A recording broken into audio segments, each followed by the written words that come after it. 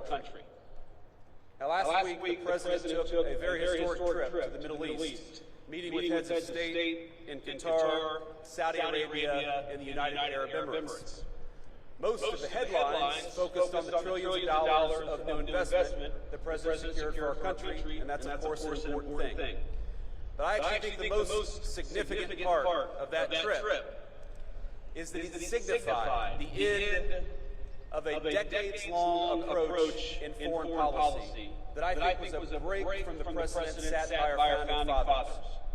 We had a long experiment in our foreign policy that traded national defense and the maintenance of our alliances for nation building and meddling in foreign countries' affairs, even when those foreign countries had very little to do with core American interests. What we're seeing from President Trump is a generational shift in policy with profound implications for the job that each and every one of you will be asked to do. Now, following the collapse of the Soviet Union, our policymakers assumed that American primacy on the world stage was guaranteed. For a brief time, we were a superpower without any peer. Nor did we believe any foreign nation could possibly rise to compete with the United States of America. And so our leaders traded hard power for soft power. We stopped making things, everything from cars to computers to the weapons of war, like the ships that guard our waters and the weapons that you will use in the future. Why do we do that? Well, too many of us believe that economic integration would naturally lead to peace by making countries like the People's Republic of China more like the United States. Over time, we were told the world would converge toward a uniform set of bland, secular, universal ideals, regardless of culture or country. And those that didn't want to converge, well, our policymakers would make it their goal to force them by any means necessary. So instead of devoting our energies to responding to the rise of near-peer competitors like China, our leaders pursued what they assumed would be easy jobs for the world's preeminent superpower. How hard could it be to build a few democracies in the Middle East? Well, almost impossibly hard, it turns out, and unbelievably costly. And it wasn't our politicians who bore the consequences of such a profound miscalculation. It was the American people, to the tune of trillions of dollars, but more than anyone, it was borne by the people who were in your shoes just a few short years ago, our service members and their families. The tens of thousands of warfighters who sacrificed precious time, energy, and in some cases their very lives in the line of duty. They are the ones who bore the cost of past failure. Our leaders abandoned clearly stated strategic goals for lofty, often incoherent abstractions. This is how, for example, we wound up chasing a $230 million pier in Gaza that worked for a grand total of 20 days while injuring over 60 American service members in the construction and maintenance of that pier. Our government took its eye off the ball of great power competition and preparing to take on a peer adversary, and instead, we devoted ourselves to sprawling, amorphous tasks, like searching for new terrorists to take out while building up faraway regimes. Now, I want to be clear. The Trump administration has reversed course. No more undefined missions. No more open-ended conflicts. We're returning to a strategy grounded in realism and protecting our core national interests. Now, this doesn't mean that we ignore threats, but it means that we approach them with discipline, and that when we send you to war, we do it with a very specific set of goals in mind. And consider how this played out in just the last major conflict we engaged in with the Houthis over in the Middle East. We went in with a clear diplomatic goal, not to enmesh our service members in a prolonged conflict with a non-state actor, but to secure American freedom of navigation by forcing the Houthis to stop attacking American ships. And that's exactly what we did.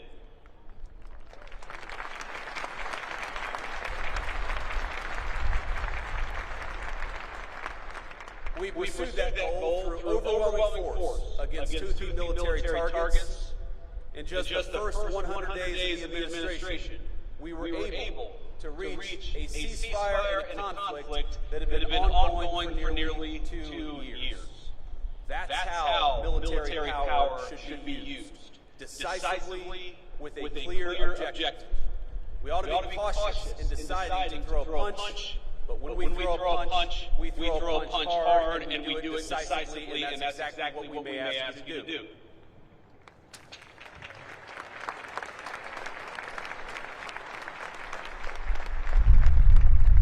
Now that shift in thinking from ideological crusades to a principled foreign policy will help restore the credibility of American deterrence in 2025 and beyond. With the Trump administration, our adversaries now know when the United States sets a red line, it will be enforced. And when we engage, we do so with purpose, with superior force, with superior weapons, and with the best people anywhere in the world.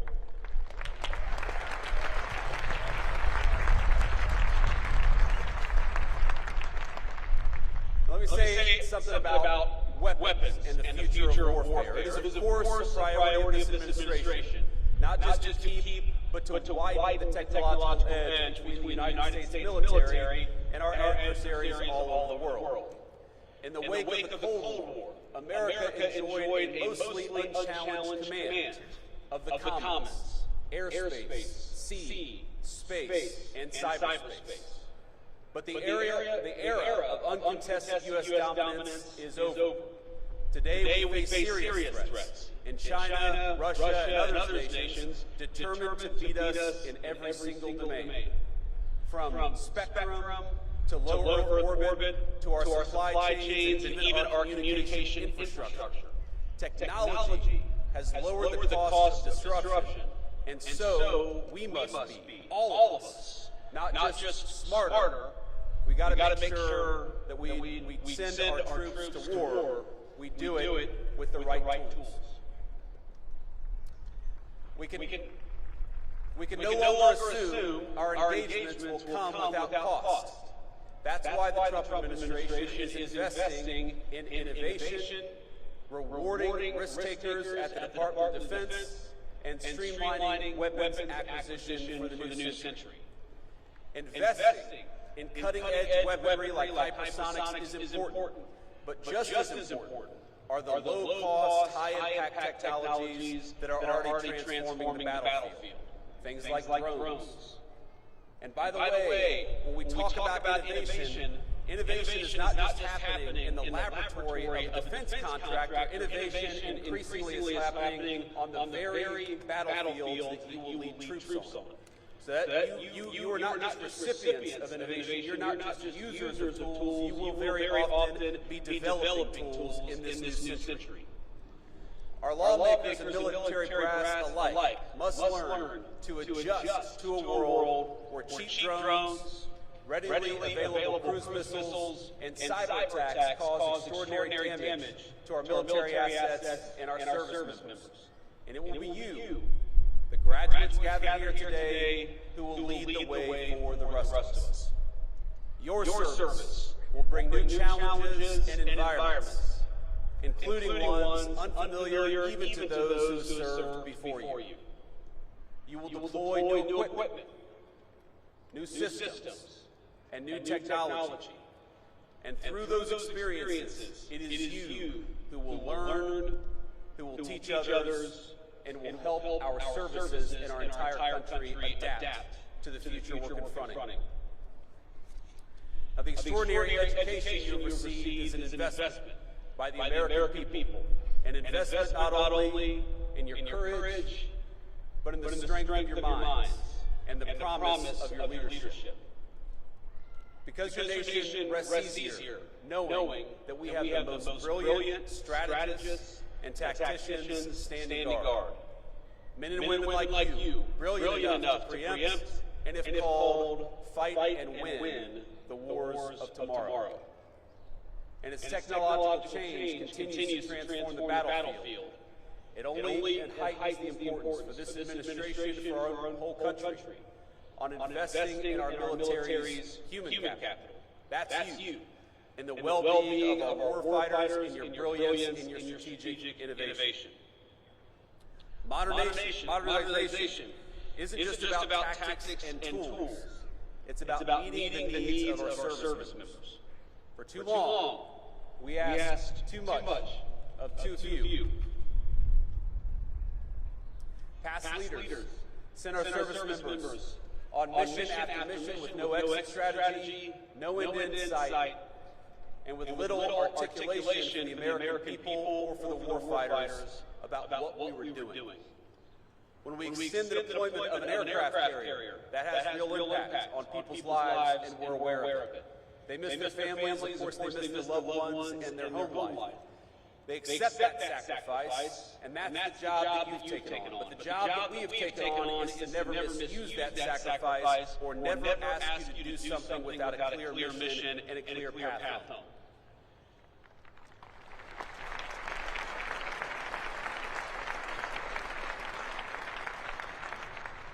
The Trump administration recognizes that our most valuable resources, it's you. It's young people who are brave enough to put on the uniform and risk your life for this country. And we promise, I promise, to cultivate that resource, to protect it, and to use it only when the national interest demands. And what makes your new life so unique is that you must take multiple perspectives. You will be junior officers, of course, answerable to commanders, captains, admirals, generals, and people like me. You will have to follow orders, even when you don't want to. And if I can offer one piece of advice from a junior enlisted guy to a bunch of new officers, to say that when you say, all do with all due respect, that is not a get-out-of-jail-free card. I got you guys are laughing back here. I got chewed out more times than I can remember because I assumed that I could say whatever I wanted to, so long as I said with all due respect before it. That's not how it works out. You learn that the hard way. But importantly, you are not just following orders. More often than not, you will be giving them. And just as I see you as our most precious resource, so you must see the men and women who call you sir and ma'am as your most sacred charge. You will not just be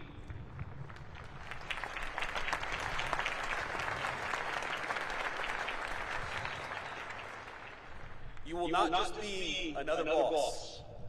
You will counsel them through triumph and tragedy. You will learn that there is no clear line between personal and professional for officers in the Navy and Marine Corps. But I encourage you to see them not just as people who must follow your orders, but as leaders in their own right, with incredible wisdom and incredible potential.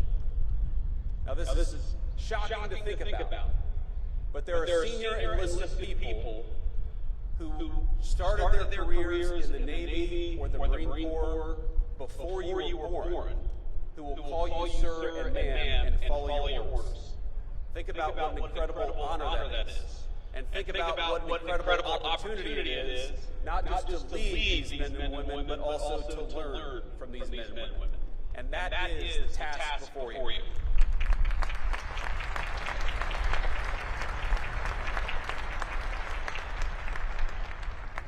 You will lean on that experience, of course, but still, you're very often, more often than not, going to be the one in charge.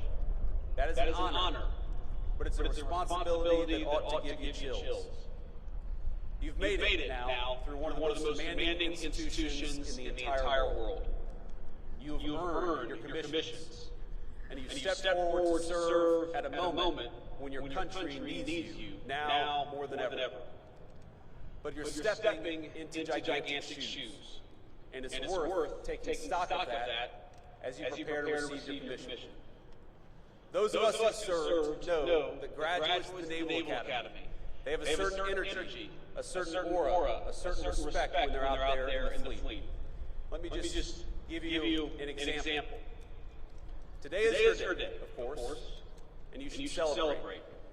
But in 3 days, the President and I will lead the most solemn occasion in our nation, Memorial Day at Arlington Cemetery. You'll learn, as I have, that when people say things like Happy Memorial Day, you appreciate the sentiment behind it, but you know that it's wrong. Because Memorial Day is not a happy day. And Memorial Day is not for those who served and came home. It is for those who served and didn't. Every Memorial Day, I think about a graduate of this institution, Major Megan McClung. She was an officer I served with who was bright, tough, and incredibly dedicated to her job. She arrived in Iraq not long after me and was killed in action not long after that. She loved this institution. And like so many that came before her, she built on its legacy in the way that she served her country. Now, there are so many stories of great service in this institution. I look at these signs on this stadium, Bellawood, Midway, Guadalcanal. These are battles I read about in history books or learned about when I was a United States Marine. If you just try to read a list of the people who served after graduating from this institution, the list is almost so long you can't get through it. Senior leaders, Commandants of the Marine Corps, Chiefs of Naval Operations, astronauts, great business leaders, and even a few lowly politicians have graduated from the United States Naval Academy. Their service is an incredible legacy that they have passed on to you. And you are the bridge that connects the incredible heritage of this institution to the future duties and responsibilities your country needs you to perform. That's an incredible honor, but it's also an incredible responsibility, and I hope you take it seriously. People will look at you as graduates of the Naval Academy in a different way than they look at most of the people that you'll meet every single day. They will look at you that way, yes, because you worked hard, and yes, because you deserve this day, but they will also look at you differently because you stand on the shoulders of giants. And 20, 30, or 40 years from now, there are people who are going to be standing on your shoulders. So please remember that.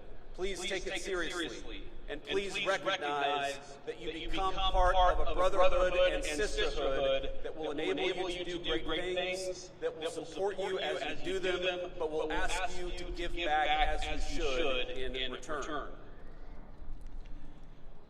You are the inheritors of a national tradition dating back 250 years.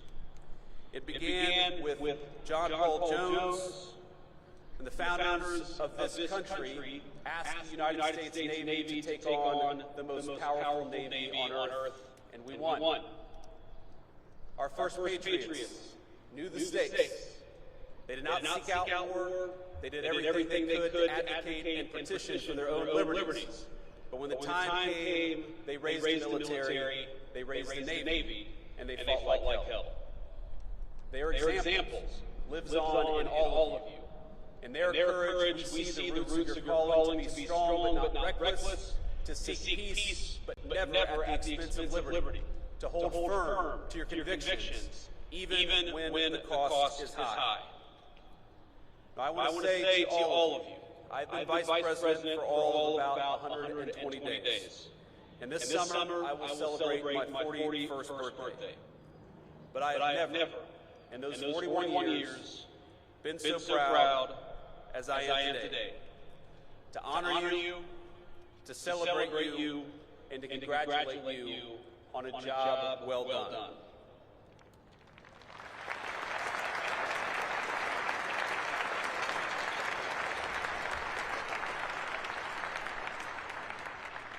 Now, I'm sure some of you share my politics and some of you don't. But I know today I speak for a grateful nation when I say we are rooting for you. Naval Academy Class of 25, we are proud of you, and we depend on you. Congratulations, Godspeed, and do great work.